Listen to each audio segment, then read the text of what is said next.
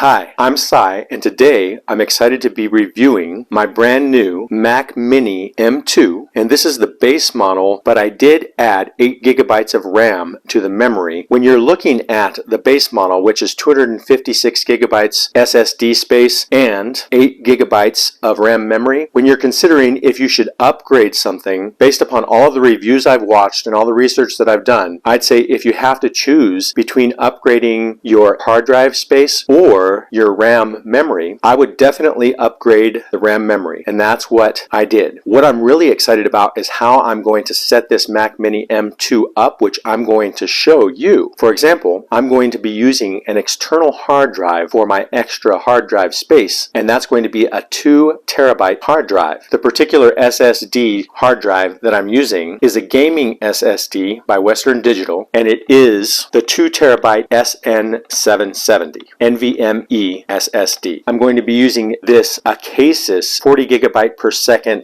SSD enclosure with the Western Digital SSD, and I'm going to show you how to set up your Photos library, your iMovie library, or your Final Cut Pro library to run from this external SSD, which is going to be faster than this base model of the Mac Mini. The base model Mac Mini has read-write speeds of up to about 1500 megabytes per second, whereas the Western Digital SSD has read-write speeds up to 5 gigabytes per second, so faster than your internal drive. And the main thing that I'm using my Mac Mini M2 for is for video editing. I've watched so many videos and learned so much about this subject, and the bottom line is that 8 gigabytes of RAM might not be enough if you really are doing heavy video editing. And I'd say that my video editing needs are high enough that the 16 gigabytes of RAM is going to make a lot of sense. And then running the programs off of the external SSD is going to save the Mac Mini M2 hard drive from being written on too many times. Because as I've learned, the more that you have to read and write on your internal drive, the shorter the life of your internal hard drive. So my idea is to keep cost as low as possible while having an optimally running Mac Mini M2. And we'll see how good of a job it does when I show you when I actually edit how it works. So let's go ahead and open the box and see what's inside, and we'll get everything set up. You can see the specs here.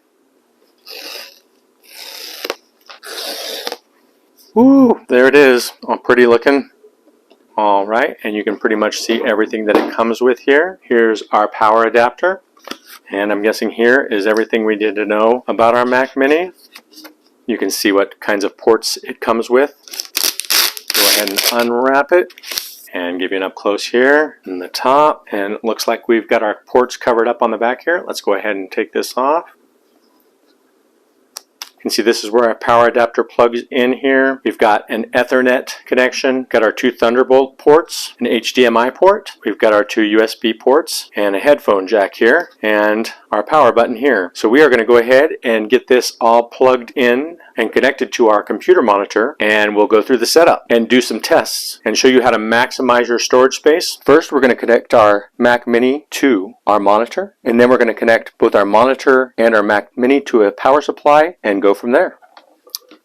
Alright, and we'll use our HDMI to connect the Mac Mini to the Acer monitor. Now we're going to go ahead and connect both to a power supply and turn on the Mac Mini. Now that we've got our Acer monitor and our Mac Mini both connected to the power supply and connected to each other, first going to go ahead and turn on our monitor.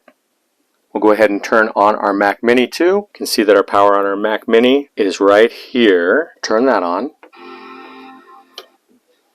Success, we have our monitor turning on, and it looks like it's detecting our Apple computer. I can already see that the Magic Trackpad is working, which is so cool. So let's go ahead and get a click on it, and we're going to go to English. We'll go ahead and say continue. So we're just waiting now while our computer account is set up. So you can see this is our fresh start of our Mac Mini. So we're going to go ahead and optimize our Mac Mini now to make it the ultimate Mac Mini base model, except for the fact that it has the 16 gigabytes instead of 8. Let's go ahead and get our external memory set up so we can go ahead and connect it to our Mac Mini. And there is our SSD card. We're all ready to go ahead and mount it to our ACASIS SSD enclosure. We've got our ACASIS case open here, and you can see it actually comes with the back off already. And we'll go ahead and install our Western Digital SSD inside and then put our thermal pad on before we close it up with the screws that are in this bag here. We'll go ahead and take our SSD and gently insert it in here, just like that. Take our smaller screw, put it on the end of the screwdriver to make it easy. There you can see, and I've just gently tightened it to the point where it's snug. We'll go ahead and put our thermal pad on.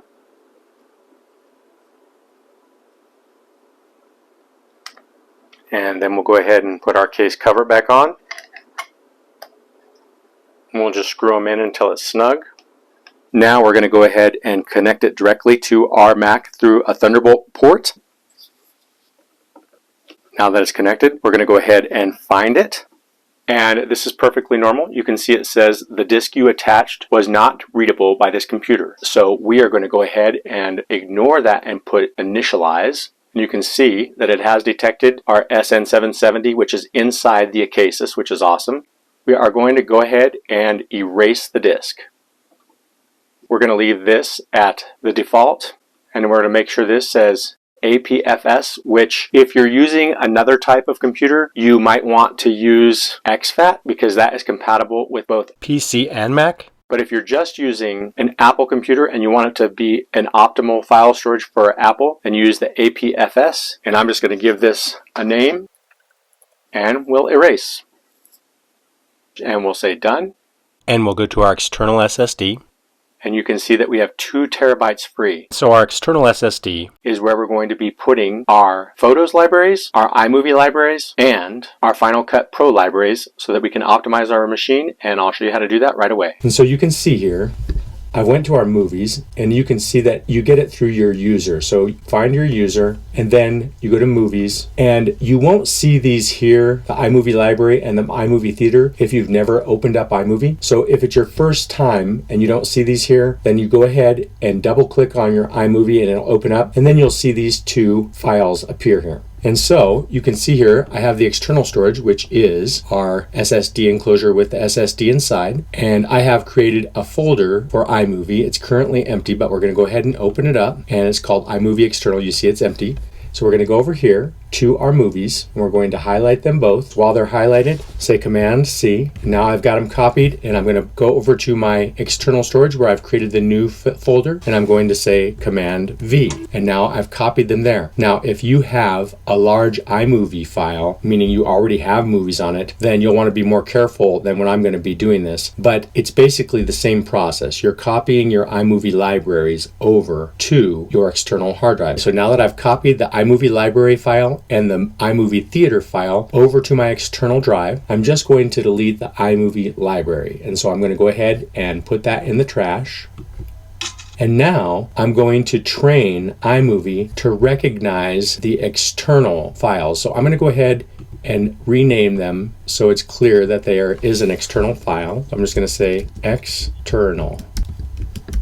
The next thing to do then is to go to the applications. And so I'll highlight it first, but then I'm going to hold the option key down, and I'm going to double click, and I'm going to keep holding the option key.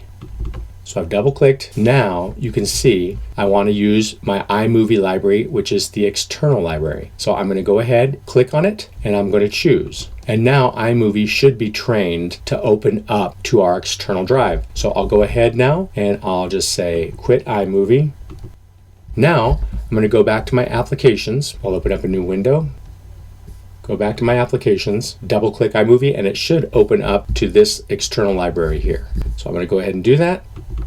And now you can see I'm in iMovie, and if I click here on media, you can see iMovie library external. That's the only library it shows, and that's the only one we have. And this was a fresh install, so I wasn't worried about losing anything. If you are doing this with a library file that has lots of movies in it, go through these steps and verify that you've got all your movies in your new library before you delete your old. Now that I've done that, I'm going to go ahead and just control click or right click on my trash and say empty the trash. It says, you sure you want to empty the trash?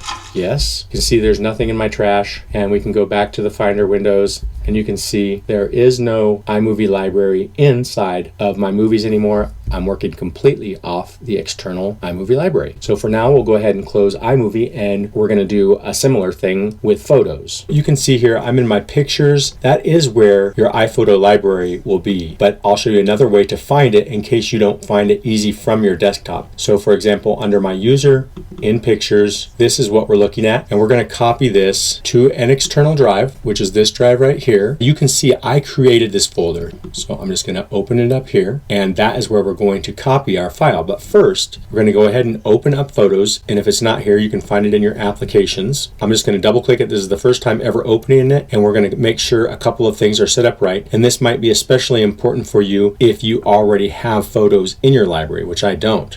So we'll open it up. We'll just say get started. Let's look at my imports. I shouldn't have anything in here. Okay. And so we're going to go up to our Photos, Preferences, or Settings in this case. And you can see it says it's under my user, the pictures, and where I showed you. And so I could say Show in Finder, and you can see here it is up here. If we look here, there's some settings that we can check, but one thing that is important is to make sure that you copy your items to the iPhoto library. You want to have this checked just to make sure that your photos are actually in your library. And if we go here, you're going to see this is going to be something that's going to be important for you, especially if you have lots of photos, because you might have photos in your library, but they might not be stored there. They might be all in iCloud, or many of them might be in iCloud. So you're going to want to say download your originals to this Mac. What I would do in this case is I would go ahead and close out of your photos after you've done that change in your settings. Then I would reopen it and then just make sure that your photos are on your photo library and not just stored in the cloud. So that's a very important place to check there. Once you've done that, you can go ahead and close Preferences for now, and then you can close your photos, so you can quit your photos, and then we are just going to simply either drag our photos library over here, which would make a copy, or I can just say Command C, and that copies,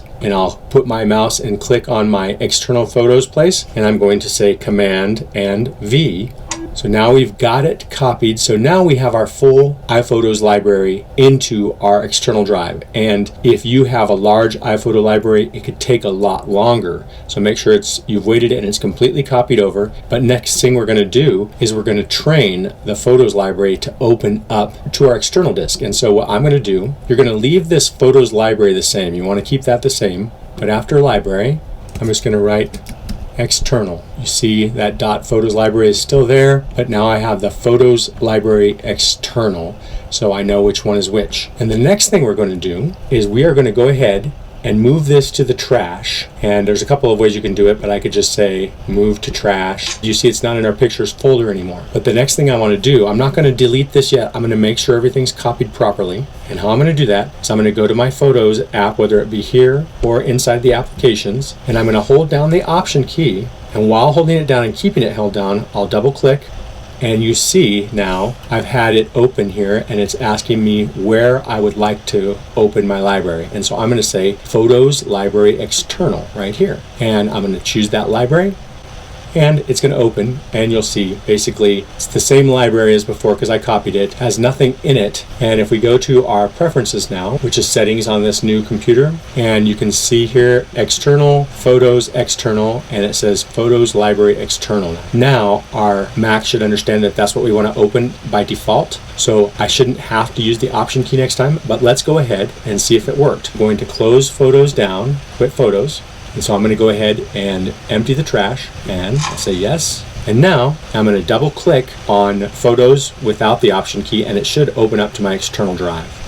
And now let's just go to our Preferences again, or Settings, and External, Photos External, and Photos Library External. So now my Photos library is completely running on the external drive, and saving me space. Another important thing regarding iPhoto, when you're running it from an external drive, you see the path, Photos external, and where the library is at. If this is not grayed out, go ahead and click on it and say use as system photo library. That way they're automatically connected when you open up iPhoto. So now we're going to do Final Cut Pro in case you use that for your movie editor. Now we're going to move our Final Cut Pro library to our external disk, and we'll check a few settings that you may or may not want to use in order to optimize your storage. You can see here, if we navigate over to this side here, you can see I have a movies section, and I can click on that and you can see I have these in here right now. There's nothing with Final Cut Pro yet, but in case you don't see movies here, what you can do is you can go to Finder and to Settings or Preferences, and then where it says Movies right here, you can just check that box and it'll show. And so we can go ahead and close out of that then. And the next thing we want to do is go ahead and open up Final Cut Pro. I'm going to do that from inside the Applications folder. So we'll just open it up. And we're going to allow it to access files on a removable volume. We'll just say that. We're going to go ahead and just continue here. We're going to go to the Final Cut Pro Preferences, or Settings in this case. And under Import, we're going to make sure that we have this box checked here, Copy to Library Storage Location. We don't want to have the Leave Files in Place checked. This will copy everything to our library location. Make sure that we do that. We'll go ahead and close out of this now. And we're going to go to File, Library Properties, click on that. Now we're going to select Modify Settings next to Storage Locations. Once you've made sure that your media is in library, which is the default setting, you can go ahead and say OK. Once you've done that, you can go ahead and quit Final Cut Pro.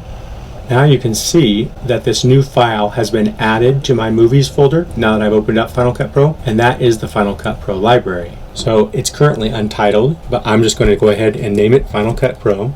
And you can see this is my external storage. You can see I've created a special folder for Final Cut Pro, so I'm going to go ahead and open that. Now I can just literally drag this into here. That's one way to copy it. Or I can click on it and say Command C and then click into my external drive and click Command V, and it's copied. Now if you had a lot of movie edits already on your Final Cut Pro, that would take a long time, but it obviously didn't take any time for me because I have nothing in Final Cut Pro. So now it's safe to go ahead and move your Final Cut Pro original from your movies into the trash, but don't empty your trash until you've verified that everything that you want to have in your Final Cut Pro on your external drive is the same as it was in your actual Final Cut Pro. You can always move it back from the trash if something went wrong, as long as you haven't deleted it. So now I'm going to double click on the Final Cut Pro from the external drive to train Final Cut Pro to open it from that place. And now you can see Final Cut Pro is open, and now I'm running from an external drive. We've redirected Final Cut Pro to use this library instead of looking for the old one. If you don't have a fresh install of Final Cut Pro like I do, you'll want to just verify that all of your media files and everything that you had in your original version of Final Cut Pro is intact. And now I'll just go ahead and quit Final Cut Pro, and I'm going to go ahead and empty my trash.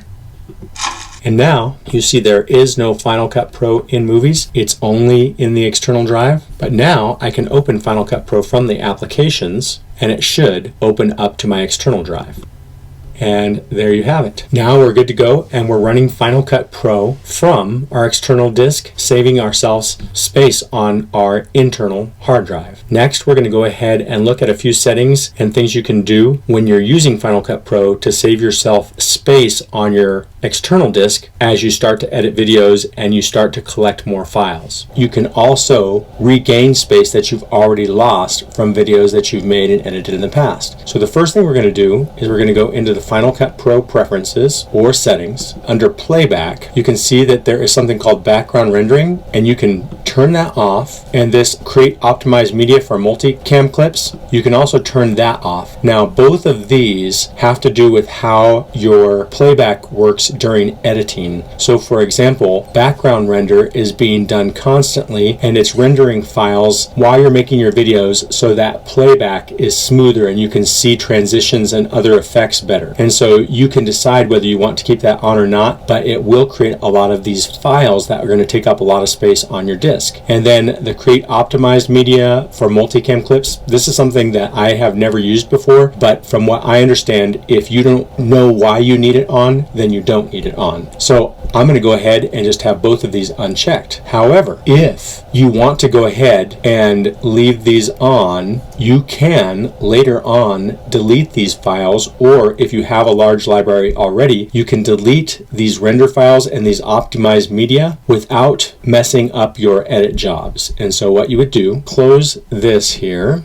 We just click on File and delete generated clip files. And there is no render files in here right now because I don't have any, but I could click on delete optimized media and just say okay. If I had clips in here already, there would be render files and I could delete those as well. So now that we've taken advantage of using a high-speed external SSD to save space on our internal hard drive of our Mac Mini, I'm going to go ahead and edit some movies really quick and then export them to see how fast they will export. And we'll also check to see while we're exporting how much of our RAM memory we are using. So let's get to that now. So now we're getting ready to answer one of the questions that everybody wants to know about the Mac Mini. And this is the base model, but it has extra gigabytes of RAM. So it's the base plus 8 gigabytes. So it's a total of 16 gigabytes. So I have been editing in iMovie. The first time that I opened up iMovie to edit, it worked really good and it was going very smooth for a while. And then it started to lag a little bit on me. And it actually got to the point where there was the spinning circle. And I was very upset about this. I thought I might have to return the Mac Mini. I force quit iMovie. Fortunately, all of my editing was saved and I haven't had the problem since then. However, what I would say is if you see your iMovie starting to lag with your Mac Mini, then I would just go ahead and close down iMovie and reopen it, because that seems to fix the problem, meaning it seems to work very quickly once you reopen it again. So we're going to go ahead and take a look at my screen. I'm going to screen record here. I'm also going to do an export test and see how long this very long video takes to export. There was about 36 minutes of footage in this video and it's all 4K quality video, and we're going to export it and then we're going to open up a couple other apps and see how much swap memory is being used. Opening up iMovie and you see it opens up nice and quickly, and you can see if I hover over our library here, we are using the external library and the Mac Mini has been virtually silent, no noise. Let's go ahead and get our screen recording going. We're going to record the whole screen. So now we've got iMovie opened and we've got a screen recording going. Let's go ahead and see what our activity monitor shows us. And so right now, no swap memory being used, and we're just using about 5.88 gigabytes of our memory. If we go in here and we start scanning through, you can see we scan through pretty easy. I want you to notice here that we have enhanced all of our clips using this enhancer right here. Also, our volume has been changed on all clips. You can see I'm scrolling through here easily, and you can see the actual video is 10 minutes 25 seconds, but it was over 36 minutes of footage. And if I click here, you'll see we have voice enhance here, and we've added some text. We've got some video within video, as you can see here. All the way at the end, we've got our music here. Let's go ahead and start our export, and we're going to see how long it takes. And we're going to do some other things while we're exporting just to see how that affects our whole system. So we'll go ahead, share, and we're going to share it as a file, and we're going to take our resolution and we're going to go for 4K, and we're going to say better quality. And so we're going to see how long it's going to take us. You can see it says it's 3.93 gigabytes estimated. We are going to go ahead and set a timer. So I'm going to go ahead and hit next, and it's going to ask where I want to export it to, and I am going to export it to our external drive. Before I click save, I'm going to go ahead and start our timer. I'll go ahead and click on start and save at the same time. All right. So we've got our countdown timer going. We're going to see how long it takes to export. But while we're waiting for it to export, let's go ahead and check our activity monitor, see if we're using any swap memory, and maybe open up some tabs in Google just to see what happens. Go into our activity monitor, and you can see here we are using 10.44 gigabytes of memory, and I have never ever reached the point of using 16 gigabytes of memory while I've been doing some tests on this, but I have reached 11 gigabytes of memory used before. And so now that we're exporting, we're going to go ahead and we're going to check and see what happens if we open up Google, and we'll come back here on the activity monitor to see what's happening. Opening up Google, open up some more screens. Let's check our activity monitor again. we're still only using 9.92 gigabytes of memory. We can see that there is some progress taking place here. It says it's going to take us about 12 minutes to export it. We'll see how accurate that is. Let's scroll through here while the video is downloading and see what happens here. It looks like we're still getting a smooth playback when we scroll across our screen here, which is kind of cool. Let's check our activity monitor again.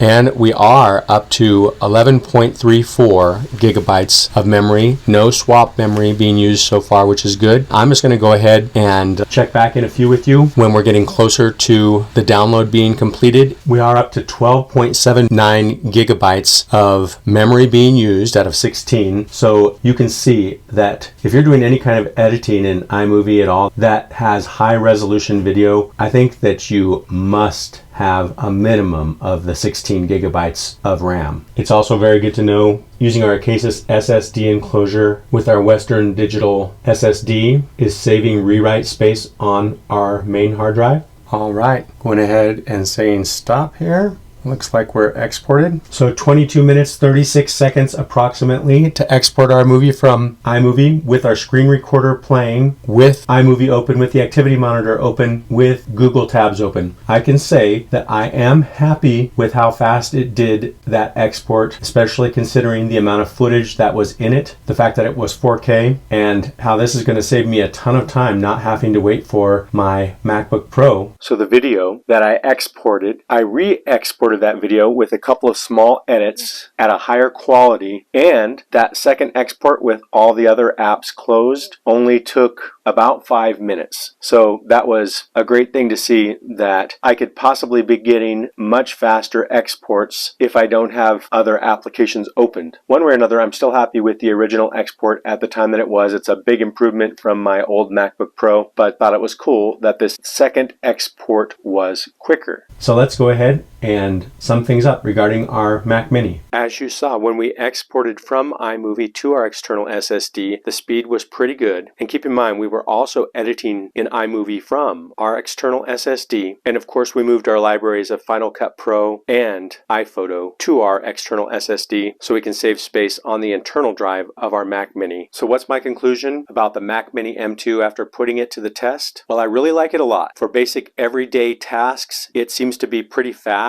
and it does what I want it to do, and I really just enjoy the whole experience of having it. I definitely think that the external hard drive is a great idea if you want to get the Mac Mini. As I said, if you're going to be using it for video editing of high quality videos, I think you need to go with a minimum of the 16 gigabytes of RAM memory, and that is what I did. And you can see from the videos that we showed with our activity monitor that we were using quite a bit of the memory, but we never got to the point where we had to use the swap memory. If we were only using 8 gigabytes while we were doing editing, especially of high resolution videos, I'm pretty sure that we would have been really pushing our Mac Mini to the limit. If you're going to stick with the 256 gigabytes on the hard drive, I would recommend running everything from an external drive like we used here. As you heard me say, I was very frustrated when I was using iMovie and it did freeze up on me the one time, and I really did question whether I was going to keep this Mac Mini M2. But since that time, the editing has been good. It's been quick and smooth. But I will say this, as I stated before, if you're using a movie editor and it starts to lag a little bit, I would just save your progress and exit your movie program and reopen it up again. That seemed to do the trick for me, and it's way better than having to force quit your editor if it ever gets to the point where it's not responding. So I am very happy with my Mac Mini M2. I am going to keep it. So I hope you liked my review of the Mac Mini M2. If you did, please give me a thumbs up, subscribe to this channel, and share this video. Please check the links in the description if you want to help support this channel. Thank you so much for watching.